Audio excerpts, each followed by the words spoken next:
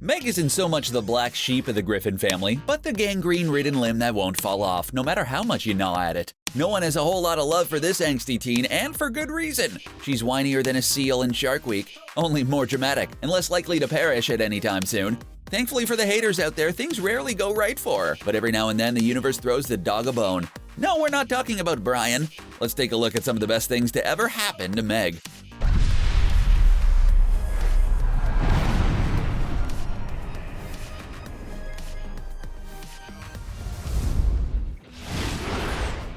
Meg is a lot of things. A daughter, a teenager, a pink hat wearing hormone bomb. What she isn't typically seen as is a model, and there's a reason for that. Sure, all of God's creatures are beautiful in their own way, blah blah blah. But this is Meg we're talking about. She sorta looks like a toe. However, there are those out there who'll do pretty much anything to make a buck. When Meg visits Stewie's preschool to celebrate his graduation from one room to another, a photographer spots her. It doesn't take Meg long to think that she's gonna be America's next top model. In a sense, she's not wrong. But she's not about to be on the cover of Vogue anytime soon either. Of course, when she tells her family, they're less than supportive. In fact, Peter rips off his ears, thinking that there's something wrong with them. As it turns out, the starry-eyed teen becomes the next big thing in the foot fetish industry. It might not be exactly what she thought, but Meg made waves. When the footage of her feet is uploaded to a website of the adult variety, it gains over 35,000 views. Quagmire is one of the most loved characters on the show, which is a little worrying. He's the absolute opposite of what the real world is all about. Despite all his creepy ways, he's still an iconic cartoon character. Given his taste for women, it's not really surprising that he set his sights on Meg as soon as she turned 18. The family throws her a surprise party, but as Meg's a big fat loner, only Quagmire shows up.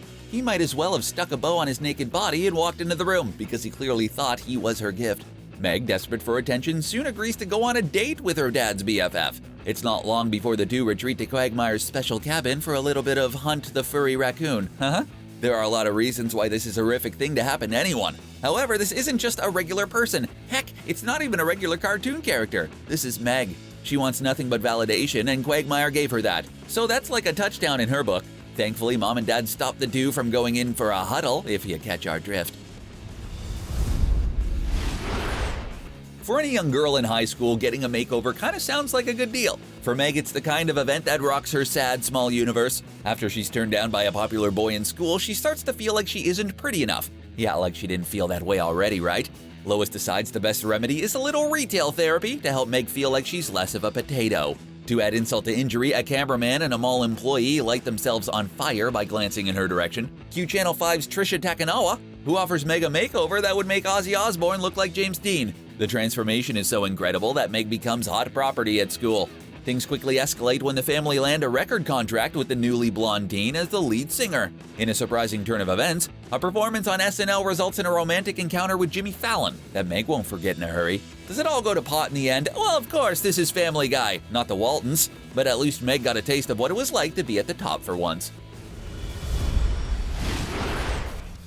Teenage crushes. Aren't they amazing? That first flutter in your stomach, sweaty palms, the dreaded first date, the heartbreak, the endless gallons of ice cream, and the despair that follows. There's nothing quite like it. Meg had her fair share of unrequited love over the years, but one instance stands out head and shoulders above the rest.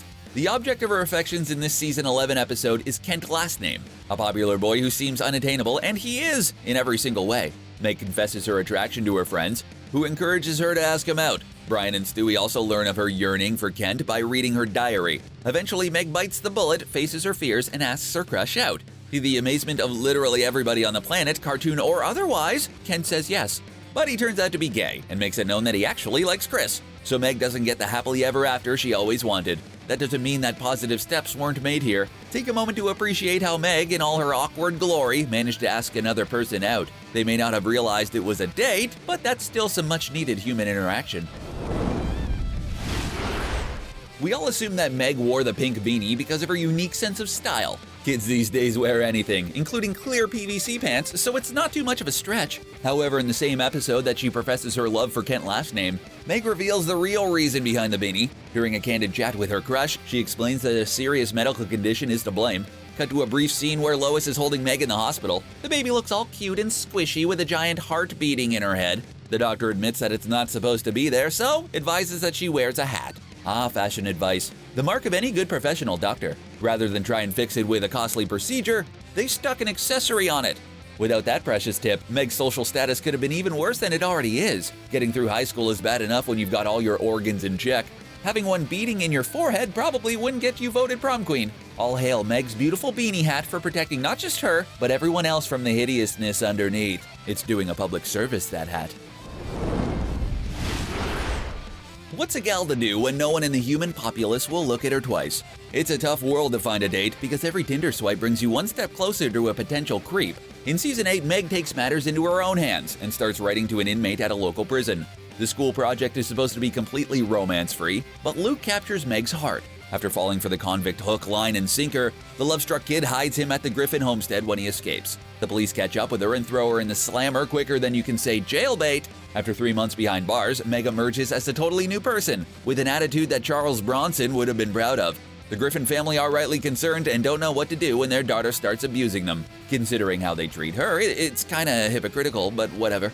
It's down to Brian to intervene as he shows Meg a sweet article he wrote about her, calling her far sweeter and kinder than your average American girl.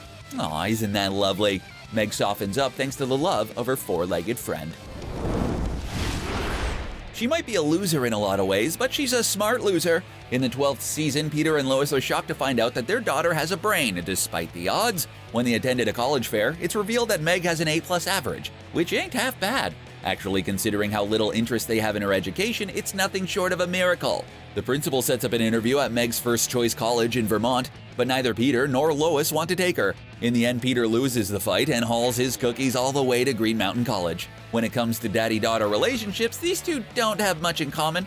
They're both in the same stratosphere, but never quite connect, which is probably a blessing.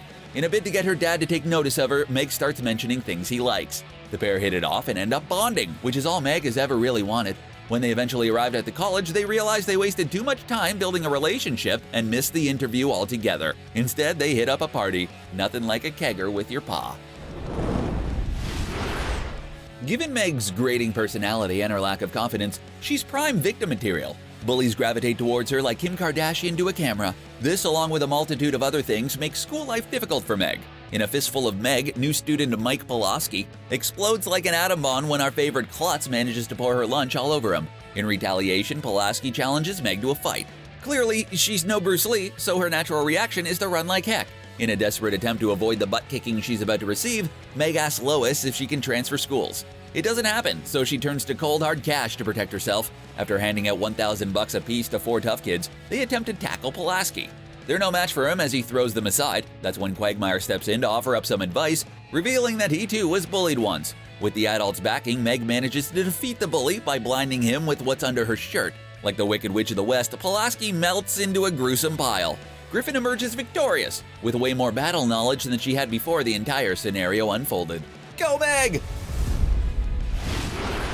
Sometimes it's the things that don't end up happening that are the best of all. In the same episode, Meg tries to avoid the fight with a bully. She thinks of a way to get herself kicked out of school. Some kids might pull the fire alarm, insult a teacher, or set fire to a waste paper basket, but Meg goes above and beyond. As she sits with her friends at lunch, she logs onto a laptop, telling them the tape she made should be everywhere by now. On the screen, we see a freeze frame of the character covering her modesty, lying next to a plate of hot dogs. You can fill in the blanks on that one. Oh, okay, maybe that's the wrong turn of phrase. Anyway, luckily for Meg, there's only one view, and it turns out to be Stewie, sat at home. It's a wonder why the poor kid didn't go blind. While the tape could surface in years to come if she ever took up a career in politics, this was a lucky miss. It may not have had the effect that Meg wanted it to, but someone out there was looking out for her. They just weren't looking at her on the internet, thank goodness. It's not uncommon for people to go by shortened versions of their names. It's easier, and humans are just lazy, so it works out well. In the case of the Griffins, Chris is Christopher, Stewie is short for Stuart, and Meg is short for Megatron. Yeah, that's right. For years we thought it was Megan, but it was revealed that in a later episode, that Peter was responsible for the uber-cruel name. When Lois had given birth to their daughter, she was in a drug-induced haze. Still recovering from the huge physical trauma that comes with birthing a baby, she had no idea what her husband was up to. Peter clearly decided that Megan could go with a little updating and scribbled over it in black pen. Megatron Griffin, now known as Meg, is one of the coolest names ever. Is it cool in the traditional sense? Absolutely not. Still, try and find someone else who isn't a Transformers character called that. Given the chance, Meg probably wouldn't be named after a Hasbro creation. But for the rest of us, it's pretty darn awesome. It's right up there with the time a real-life couple named their kid Apple. We're looking at you, Chris Martin and Gwyneth Paltrow. We're still not over that one. Apple, really? Typically, a coma wouldn't be on anyone's list of the best things in real life or fiction. There's nothing typical about Meg though, so now we're here. In the Season 6 episode Peter's Daughter, a flash flood hits Quahog, and Meg drowns, winding up in a coma. Uncharacteristically caring, Peter has an attack of conscience and starts to think about how badly he's treated her in the past. When Meg starts to recover, he makes a promise to change his ways and be kind to her. Suddenly, he wants to protect his daughter instead of putting her down at every given opportunity. A medical intern takes an interest in Meg and the two start dating. But Peter worries that she'll get hurt. In true Family Guy fashion, the intern runs a mile after Peter freaks him out, only to find out that Meg is pregnant. The lovers almost tie the knot, but it's discovered to be a false alarm, and the groom bails because, let's face it, no one's gonna marry Meg willingly. All in all, it's a rough episode for Meg. Drowning, coma, pregnancy scare, and getting dumped at the altar. At least she knows that if she's ever in a perilous situation again, Peter will be nice to her for a while afterwards. In the direct-to-DVD movie Stewie Griffin, The Untold Story, the youngest Griffin decides to use his time machine to see how his life is in the future. It's not the first instance that he hopped into a time machine, but it's certainly one of the most revealing. Sure, it's not in the actual series, but this is way too good of a tidbit not to include. Not only do we see what happens to Stewie in the future, but we see what happens to Meg too. After going to college to try to broaden her horizons, Meg realizes that she doesn't like being a female at all. It's not surprising, considering how difficult her life has been up until that point. Instead, she goes through a transformation to become Ron. Although her character really hasn't changed that much, it's an impressive thing for anyone to go through. Meg is usually intent with just moaning and pining after what she wants. It's great that she finally and literally has the cojones to go through with something. It's just a shame that she couldn't get a personality transplant too. That would have been the cherry on top of the progressive sundae. Continuing on this uber-modern train of thought, let's take a look at the time Meg took an interest in the same sex. Determined to make a new friend, Meg accepts the invitation of a girl named Sarah and becomes part of the Lesbian Alliance Club. At first, she doesn't realize that she's now considered gay and wants to drop out to avoid confusion. That is until she starts to become popular because of her assumed sexuality. In a hot minute, Meg plays up to her new role and finds herself a girlfriend. Lois immediately knows that her daughter is into being honest with herself and manages to help Meg realize this. When Quagmire gets wind of the situation, he tries to film Meg's rendezvous with Sarah. All in all, it's a learning experience for the deeply confused social outcast. We'd say Meg would be better suited on the chess team, but they probably wouldn't have her. The same could be said for any social club that involves people in their various guises.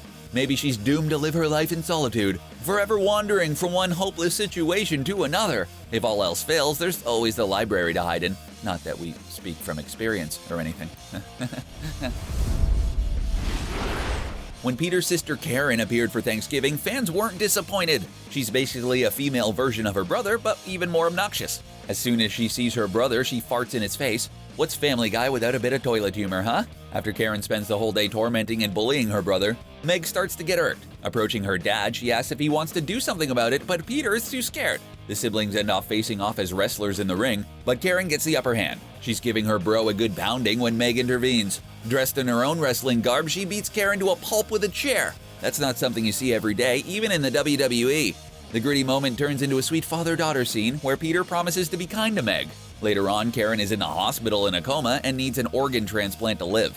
Peter doesn't want to be involved, so he does the standard thing and leaves her to perish. No harm, no foul, right? Meg really kicked butt in this episode, showing once again that no matter how bad they treat her, she loves her family. Sometimes, just sometimes, they even love her back. Meg's talents are undoubtedly hidden, and no one knows that more than Peter. In A Picture's Worth $1,000, Chris turns out to be an incredible painter. Sucked into a world full of art types and strangely Kate Moss, the young artist disowns his dad. Peter isn't really annoyed because he's lost his son, he's annoyed because he needs to find another way to get famous. That's when they find out Meg has a weird knack for impersonating birds. As they sit on a bench in New York City, Meg starts making these sounds like they're no big deal. First of all, a pigeon comes along, then Big Bird turns up. He's not happy about being called, but at least Meg got to meet the famous winged wonder. In fact, Big Bird is so peeved about being summoned accidentally that he spits on Meg and cusses her out. Either way, her bird calls are amazing, thus proving she's not as talentless as we all thought. Now, if only she could use that whistling miracle to whip up all other aspects of her life into shape. Peter certainly thinks this is a remarkable talent, but then again, he's no Simon Cowell. Something tells us that Peter would be impressed watching a can opener do its thing. Do you have a favorite Meg Griffin moment? Sound off in the comments below. We would love to hear from you. It gets a little lonely over here. But before you go, be sure to give this video a big thumbs up and spread the love. Be sure to subscribe to CBR so you don't miss a thing. Until next time, thanks for watching.